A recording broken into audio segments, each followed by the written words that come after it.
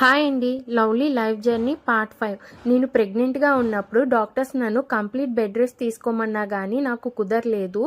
నా కుకింగ్ నేనే చేసుకోవాల్సి వచ్చేది. అండ్ అలానే నాకు మా హస్బెండ్కి సంబంధించిన ప్రతి పని నేనే చేసుకోవాల్సి వచ్చేది. అయినా సరే నేను ఎవరి మీద ఆధారపడకుండా నా పని నేనే చేసుకునేదాన్ని. అలాంటి సిచ్యువేషన్లోనే నేను 6 months ప్రెగ్నెంట్గా ఉన్నప్పుడు ఫెస్టివల్ అయితే దగ్గరకు వచ్చింది. వరలక్ష్మి వ్రతం అని చెప్పి ఇంట్లో క్లీనింగ్ పని నా మీద కూడా పడింది. ఆ సిచ్యువేషన్లోనే నేను ఇంట్లోని క్లీనింగ్ అంతా కంప్లీట్ చేసి ఇంట్లో దుప్పట్లను అయితే ఉతకడం స్టార్ట్ చేశాను. ఉతికినప్పుడు బాగానే ఉన్నాను. ఆ రోజు ఈవినింగ్కి కడుపు అంతా గట్టిగా అయిపోయింది. నైట్ అయ్యేసరికి ఇంకా స్టమక్ పెయిన్ స్టార్ట్ అయ్యింది.